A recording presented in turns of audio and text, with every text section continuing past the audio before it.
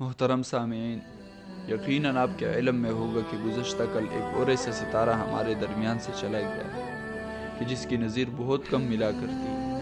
ایک ایسا چمکتا ہوا ستارہ کہ جنہوں نے اپنے علم اور فنون سے انگنت تلامذہ کو فیضیاب کیا اور ان کو ہمیشہ ہمیشہ کے لیے صدقہ جاریہ کے طور پر چھوڑ کر چلے گئے۔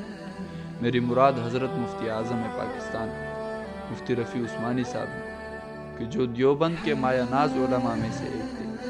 مفتی محمد رفیع عثمانی صاحب 21 جولائی 1936 کو اتر پردیش بھارت کے قصبے دیوبند میں پیدا ہوئے تھے۔ ان کا نام اشرف علی تھانوی رحمہ اللہ نے محمد رفیع رکھا تھا۔ مفتی رفیع عثمانی صاحب کے والد مفتی محمد شفیع رحمہ اللہ دارالعلوم دیوبند کے مفتی اعظم اور تحریک پاکستان کے سرخیل شخصیات میں سے ایک تھے۔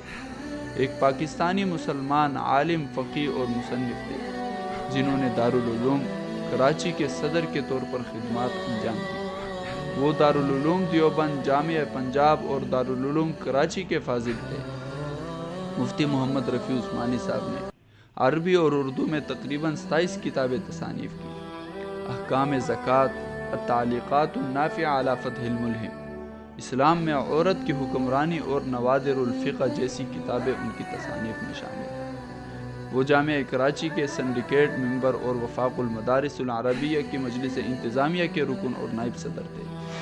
مفتی محمد تقی عثمانی صاحب کے بڑے بھائی تھے۔ محمد رفیع عثمانی صاحب نے آدھا قرآن دارالعلوم دیوبند میں حفظ کیا اور 1 مئی 1948 کو ہجرت کر کے پاکستان آ گئے تھے۔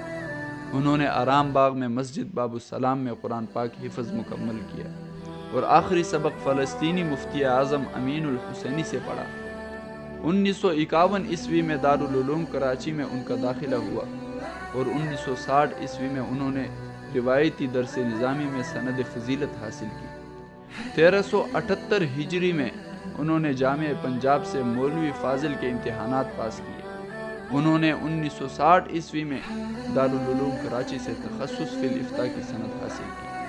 مفتی محمد رفیع عثمانی صاحب پاکستان علماء کونسل، اسلامی نظریاتی کونسل، رؤیت ہلال کمیٹی پاکستان اور حکومت سندھ کی زکوٰۃ کونسل کے رکن تھے۔ انہوں نے وفاق المدارس العربیہ کی مجلس ممتحنہ کے رکن کے